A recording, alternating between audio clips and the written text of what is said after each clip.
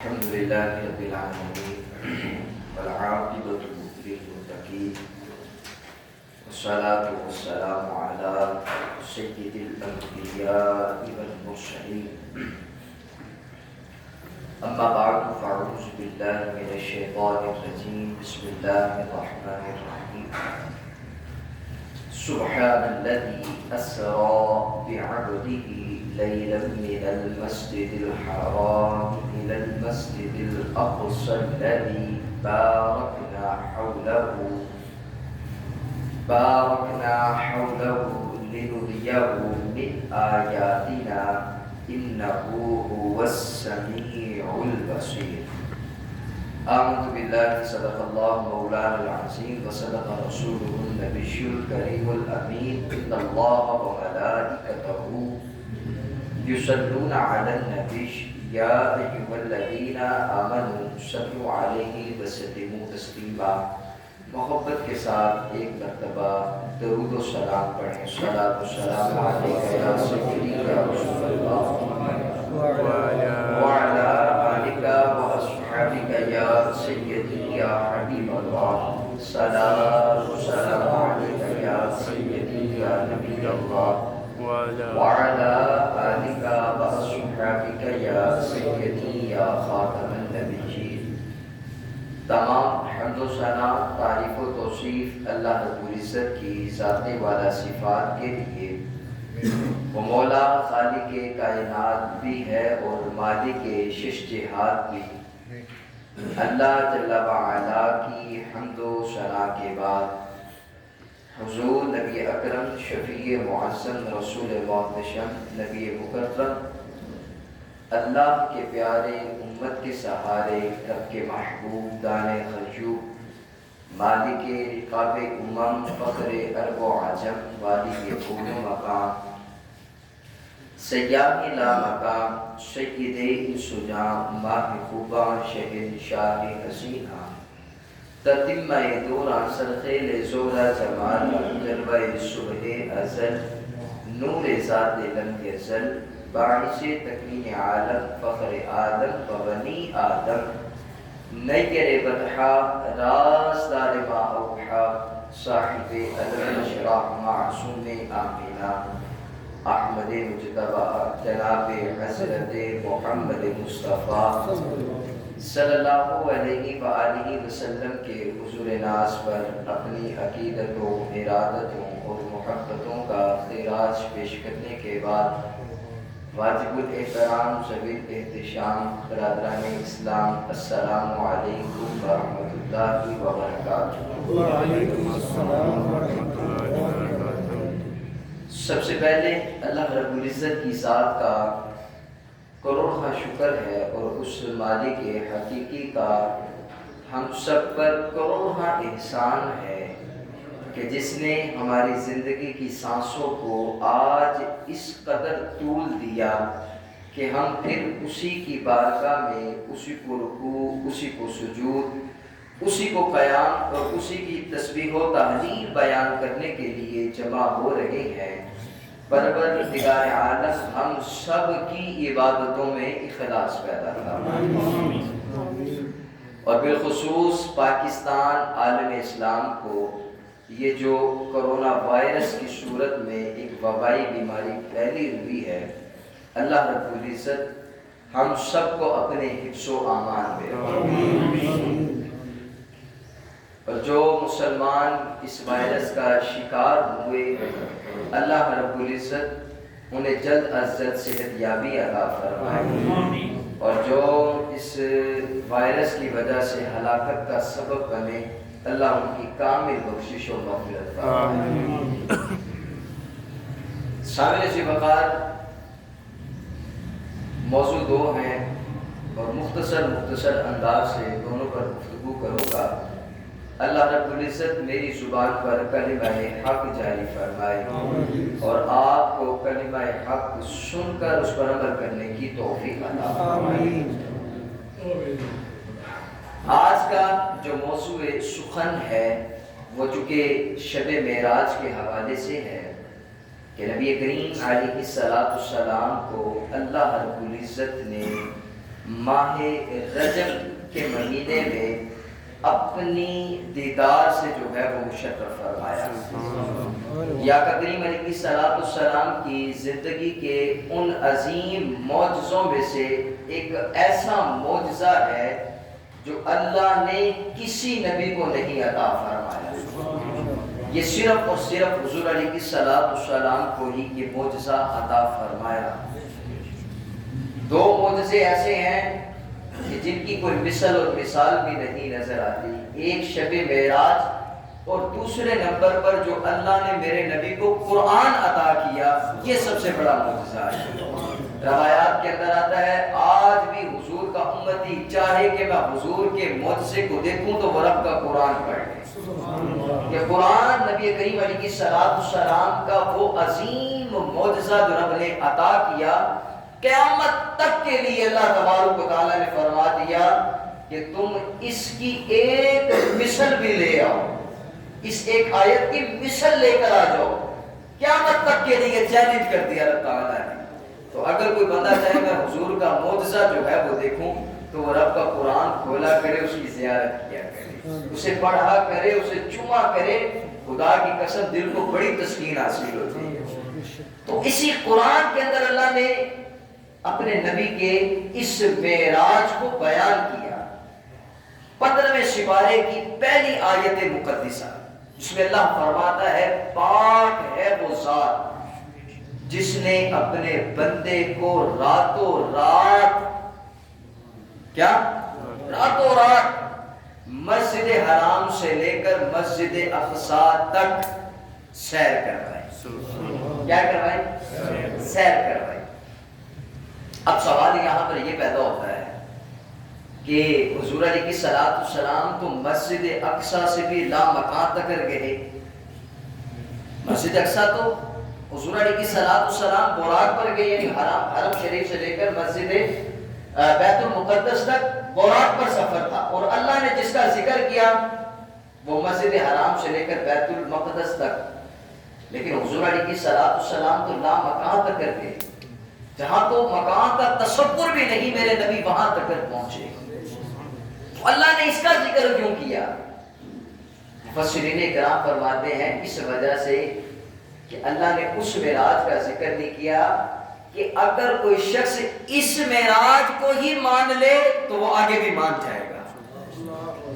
جو اس معراج کو مان لے وہ آگے بھی مان جائے گا. مسئلہ تو سارا یہاں پر آیا نا کہ جس وقت آقا کریم علیہ السلام معراج کر کے تشریف لائے تو آقا کریم علیہ السلام نے بتایا میں راتوں رات مسجد حرام سے مسجد اقصیٰ تک گیا اور پھر وہاں سے جو ہے وہ لامکان تک گیا، اپنے رب کی زیارت کر کے آیا. تو انہوں نے کہا یہ کیسے ہو سکتا ہے بھائی؟ اس وقت سفر جو ہے وہ 1 مہینے کی مسافت تھی. حرم سے بیت المقدس کا سفر 1 مہینے کا سفر ہے. اسی پر تو اعتراض ہو گیا سر. آج بھی کئی لوگ ہیں کہ وہ جو یہ کہتے ہیں کہ حضور کو معراج خواب میں ہوئی ہے. کیا ہوئی ہے؟ خواب میں ہوئی ہے. حالانکہ یہ سب سے بڑی غلط بات ہے. اگر خواب میں ہوئی ہے تو پھر جھگڑا کرنے کی ضرورت ہی نہیں تھی بھائی. آپ میری ایک بات بتائیں، آپ کے پاس صبح ایک بندہ آئے اور آ کر کہے کہ حضرت رات جو تھا نا وہ میں خانہ کعبہ میں گیا، میں نے جو ہے وہ طواف کیا، صفا مروہ کی سعی کی، عمرہ ادا کر لیا. رات آپ کو ملا بھی ہے، صبح آ کر یہ بات کیا ہے؟ آپ پوچھیں گے کیا ہو گیا بھائی، ٹھیک تو ہے، رات کو تو میرے ساتھ تھا، صبح اٹھ کے تو یہ باتیں کر رہا ہے. اس میں پریشان ہونے کی کیا بات ہے، یہ تو میں نے خواب کے اندر کیا ہے. تو آپ کیا کہیں گے؟ مان جائیں گے نا؟ مان جائیں گے نا بھائی؟ خواب کے اندر وہ کہتی میں نے خواب کے اندر گیا رات کو عمرہ ادا کر لیا میں خواب کے اندر. تو آپ کہیں گے اس میں تو جھگڑے والی بات ہی کوئی نہیں. جھگڑے والی کوئی بات ہے بھائی اس میں؟ آپ یقین کر لیں گے یار ہو سکتا ہے اسے خواب ملا ہے، اس میں اسے نے خواب کے اندر یہ عمرہ کیا ہے، پھر تو جھگڑا ہی ختم ہو گیا. اگر کفار یہ کہہ لیتے، اگر حضور یہ فرماتے کہ میں نے خواب کے اندر معراج کیا ہے، تو کفار یہ کہہ سکتے تھے بھائی خواب کے اندر تو کچھ بھی ہو سکتا ہے، پھر تو جھگڑا رہا ہی نہیں. بات سمجھ آ رہی ہے میری؟ ایک بندہ کہے جی میں نے نماز جمعہ ادا کی اور میں چلتے چلتے جو ہے وہ بابا بلے شاہ قصور پہنچ گیا. اور وہاں سے حاضری دے کر میں واپس آ گیا عصر کی نماز تک، پیدل چلتا چلتا۔ آپ کیا کہیں گے؟ مان لیں گے بھائی؟ مانیں گے؟ بتاؤ نا یار، توجہ کے ساتھ بیٹھو، مانو گے آپ؟ اگر نہیں یار، اگر بائک پہ جائیں تو گھنٹہ لگ جاتا ہے، اس طرح ہی ہے، یہی کہیں گے نا۔ تو کہہ رہے کہ میں نے جمعہ ادا کیا اور میں پیدل چلتا چلتا چلا گیا، بابا بلے شاہ حاضری تھی، سلام کیا، دعا کی، وہاں سے میں پیدل جو ہے وہ واپس آ کر عصر کی نماز پڑھ لی۔ میں آگے گے نا، ایسا نہیں ہو سکتا۔ اور وہ بھی پیدل پیدل چلا گیا؟ نہیں، یہ ایک ناممکن بات ہے۔ یہ کہیں گے نا، تو جس وقت میرے نبی کو معراج کروائی نا میرے رب نے، اللہ اکبر، تو وہ معراج کوئی خواب میں نہیں تھی۔ اگر خواب کے اندر ہوتی تو مشرکین، میں نے جس طرح پہلے کہا، تو بات ہی ختم ہو جانی تھی، مشرکین نے کہنا ہی نہیں تھا کہ کوئی بات ہی نہیں کرنی تھی۔ اور کہتا ہاں بھائی، خواب کے اندر ایک وقت کے اندر، بیک وقت خواب کے اندر بندہ کئی ملکوں کے اندر پھر کے آ سکتا ہے، اور ہوتا ہے اس طرح۔ خواب کے اندر بندہ کہاں کہاں پھر کے آ جاتا ہے، اس میں تو ماننے والی نہ ماننے والی بات ہی نہیں ہے سر۔ لیکن میرے رب نے فرمایا میں نے اپنے بندے کو راتوں رات لے گیا مسجد حرام سے مسجد اقصی تک، اللہ اکبر۔ تو جب اس وقت آ کر یہ مشرکین سے بات کی نا یہ والی، تو مشرکین نے آگے سے کہا نا یہ کیسے ہو سکتا ہے؟ ایک بشر انسان، ایک انسان راتوں رات چلا بھی گیا آ بھی گیا، اللہ اکبر، یہ تو ناممکن والی بات ہے۔ جنہوں نے نہیں نہ ماننا ہوتا ان کے سامنے دلائل کے انبار لگا دیں، یقین مانے آپ۔ جنہوں نے نہیں مانا انہوں نے نہیں مانا، یہ حقیقت بتا دو نا۔ اور جنہوں نے ماننا ہوتا ہے نا وہ دلیلیں نہیں پوچھتے۔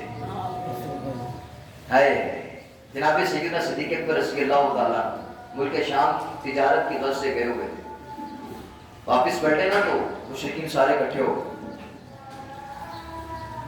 تو ملک شام میں سیدنا صدیق اکبر رضی اللہ تعالیٰ کے پاس چلے گئے یہ مشرکین، جس وقت آگے کریم علیہ الصلوۃ والسلام نے معراج کا تذکرہ کیا، تو جا کے کہنے لگے ایک بندہ اٹھے راتوں رات جو ہے وہ مسجد حرام چلا جائے اور واپس آ جائے راتوں رات ہی، تو تم کیا مان لو گے اس کو؟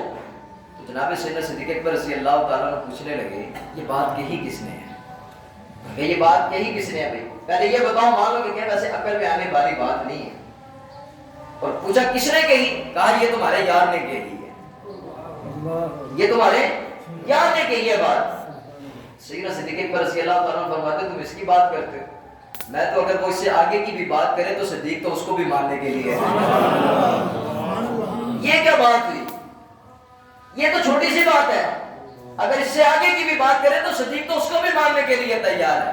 تو جناب سیدہ عائشہ صدیقہ رضی اللہ تعالیٰ عنہ فرماتی ہیں کہ سیدنا ابو بکر صدیق رضی اللہ تعالیٰ عنہ کو جو لفظ صدیق ہے نا، صدیق ہمیشہ سچ بولنے والا، اس موقع کے اوپر لقب عطا کیا گیا،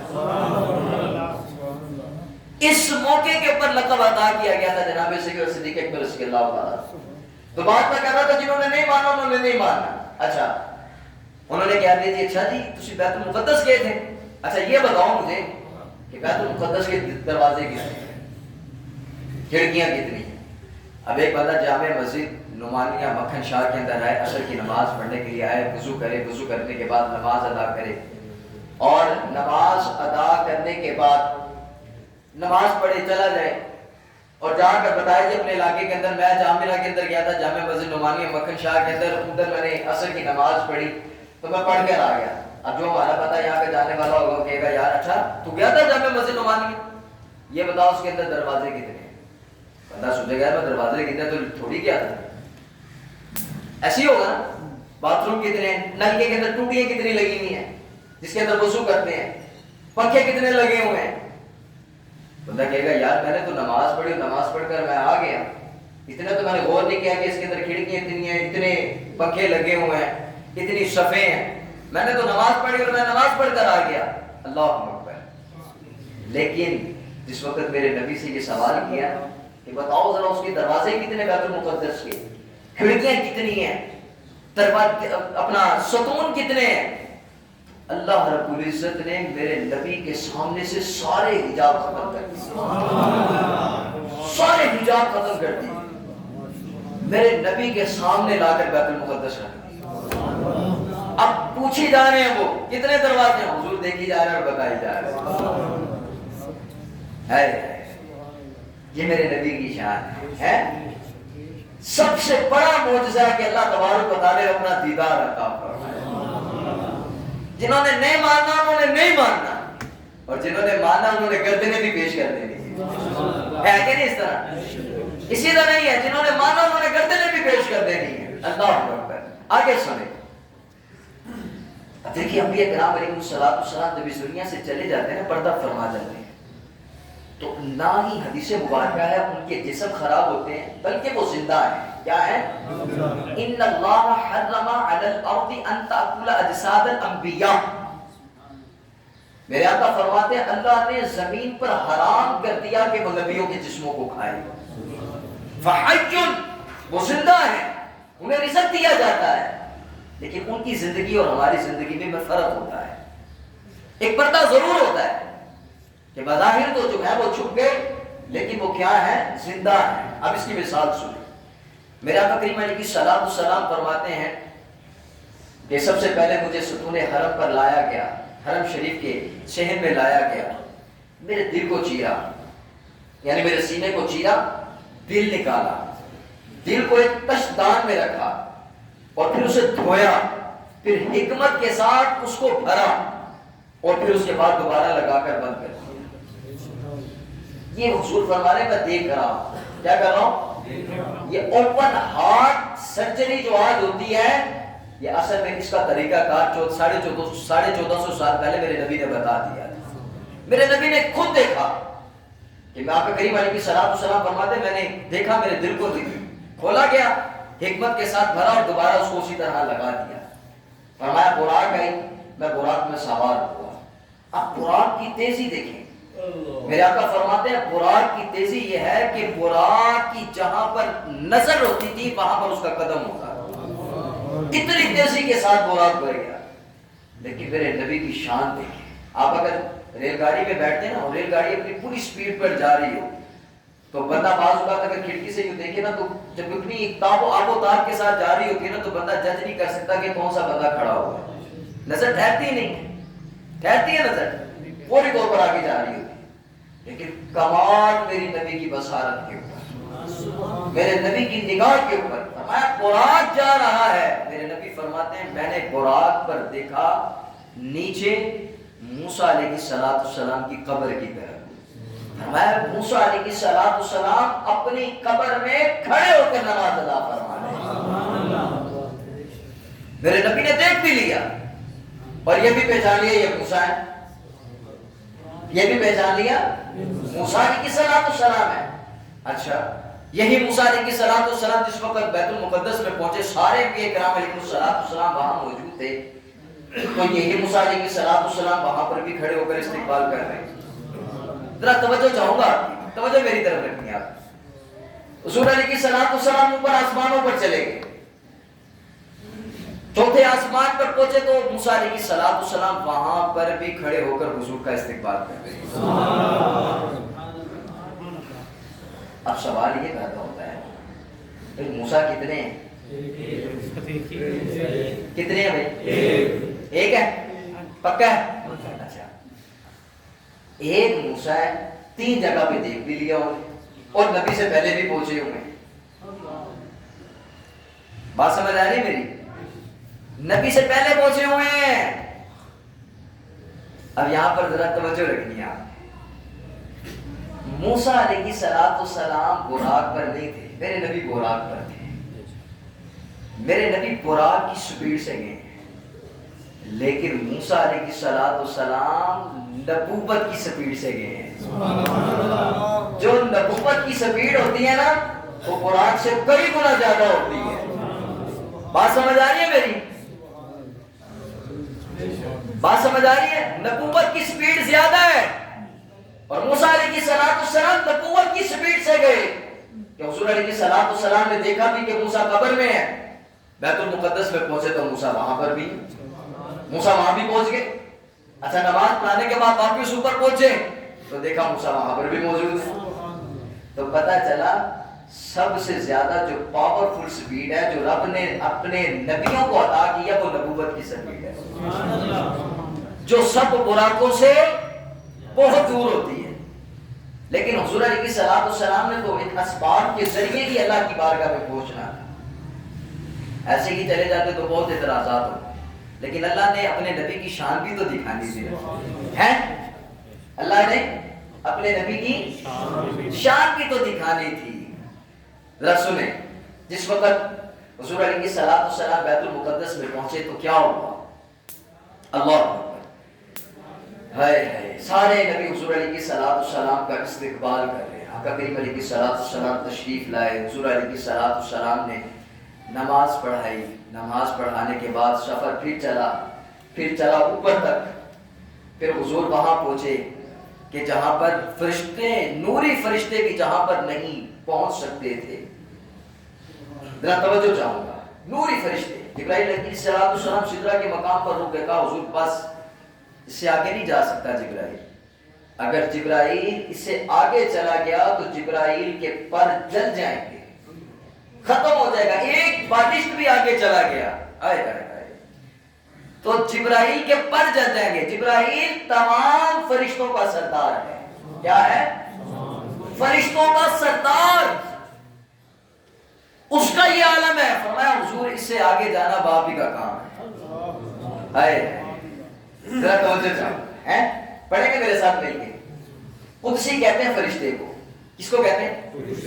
سنیں ذرا، قدسی کھڑے ہیں حیران ہو کر، قدسی فرشتے سارے کھڑے ہو کر دیکھ رہے ہیں، قدسی کھڑے ہیں حیران ہو کر کہ سدرہ سے آگے بشر جا رہا ہے، قدسی کھڑے ہیں حیران ہو کر کہ سدرہ سے آگے بشر جا رہا ہے، وہ بنٹھن کے اپنے خالق سے ملنے، وہ بنٹھن کے اپنے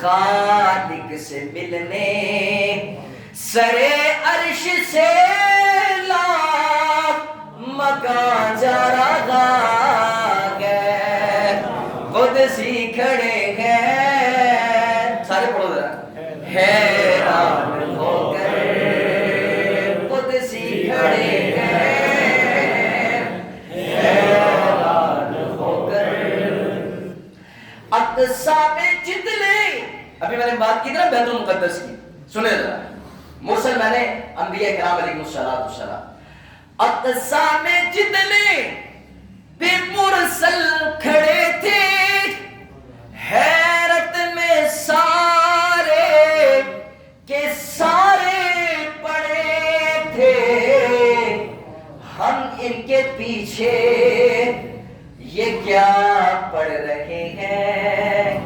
بات سمجھ آ رہی ہے؟ کھڑے ہو کے پیچھے کیا پڑھی تھی انہوں نے؟ نماز۔ کیا پڑھی تھی حضور کے پیچھے؟ وہ کہہ رہے ہم ان کے پیچھے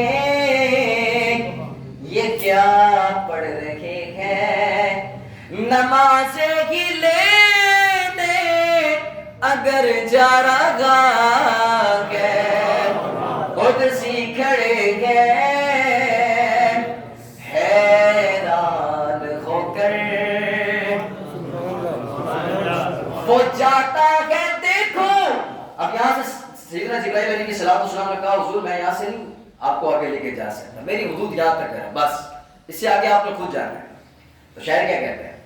وہ جاتا ہے دیکھو بے خوف جیسے کہ سب جانتا ہو راہ وہ جیسے،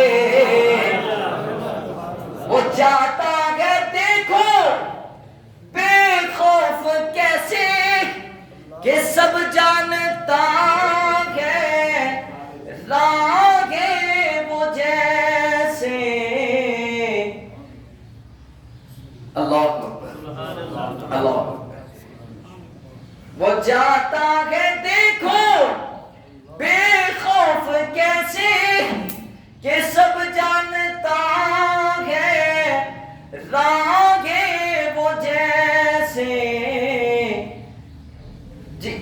اللہ سبحان اللہ کے اللہ. یہ حضور علیہ السلام کی معراج تھی. چلے اگلا شعر سنیں.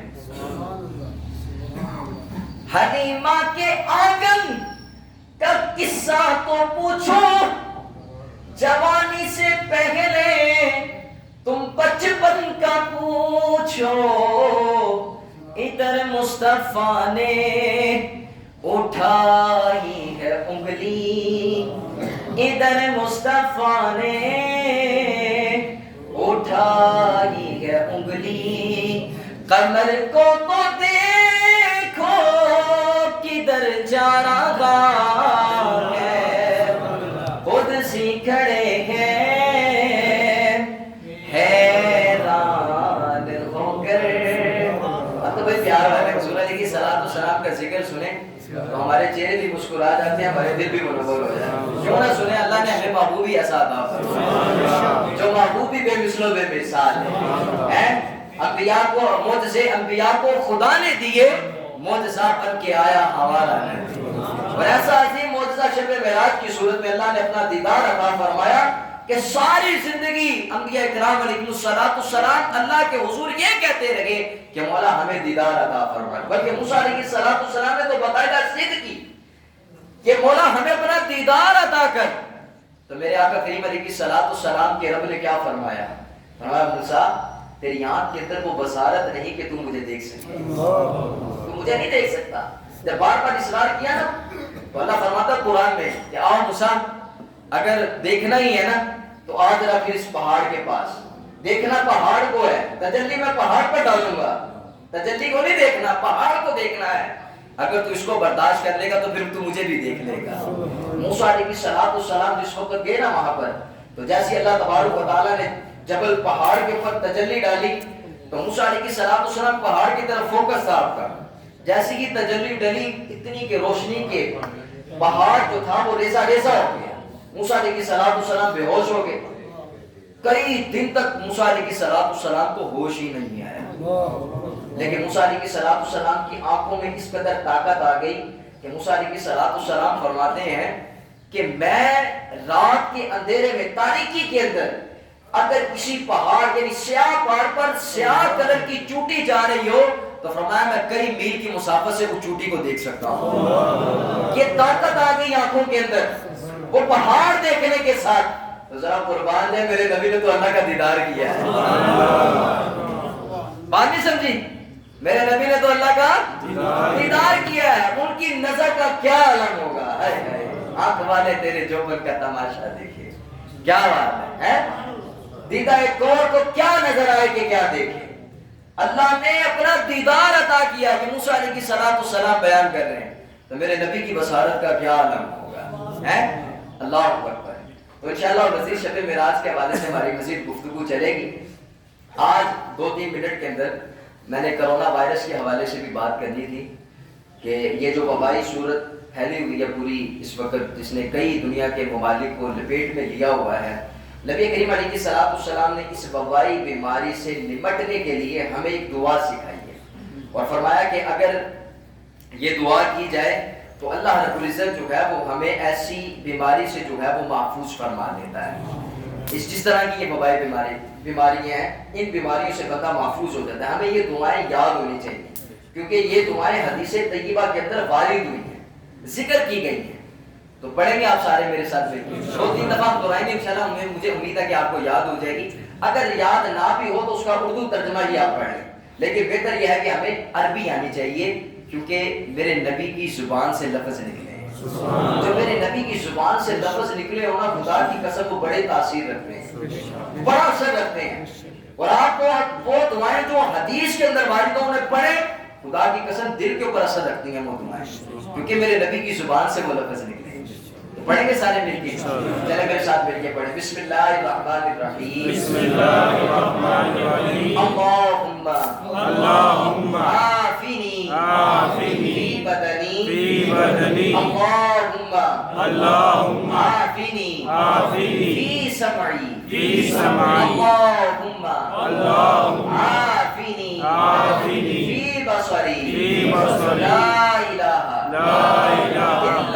الا انت اللہم بدني اللهم عافني في سمعي اللهم عافني في بصري لا إله إلا أنت اللهم عافني في بدني اللهم عافني في سمعي اللهم عافني في بصري لا إله إلا أنت ہر نماز کے اندر آپ نے یہ دعا پڑھنی، ٹھیک ہے؟ اس کا ترجمہ سن لیں. اللہم عافنی فی بدنی، اے اللہ ہمارے بدن کو محفوظ فرما، عافیت عطا فرما. اللہم عافنی فی سمعی، ہمارے کانوں کو محفوظ فرما. فی بصری، ہماری آنکھوں کو محفوظ فرما. لا الہ الا انت، تو ہی الہ ہے ہمارا، تو ہی ہمارا اللہ ہے، تو ہی ہمارا اللہ ہے. تو آپ اردو میں بھی کہہ رہے ہیں، لیکن ہر نماز کے بعد یہ دعا لازمی پڑھا کریں. انشاءاللہ العزیز ایسی ہم جو مؤثر بیماری ہوتی ہیں، جو وبائی بیماری ہوتی ہیں، ان سے محفوظ رہیں گے. یہ اللہ تبارک و تعالیٰ کے پیارے محبوب علیہ السلام نے ہمیں بتا دیا ہے، اور حضور کی حدیث مبارکہ ہے. حضور نے فرمایا جہاں پر طاعون پھیلا ہو، حضور نے فرمایا اس جگہ پر مت جاؤ، اس جگہ پر جہاں پر طاعون پھیلا ہو. بیماری متعدی ہو، ایک بندے سے دوسرے بندے میں منتقل ہو. اور فرمایا جس شہر کے اندر اگر پھیلا ہوا ہو تو پھر کیا فرمایا کہ وہ بندہ کسی دوسرے جگہ پر مت جائے، تاکہ وہ بیماری دوسری جگہ پر بھی منتقل نہ ہو. سمجھ آ رہی ہے میری باتیں آپ کو؟ بالکل. چلیں وآخر دعوانا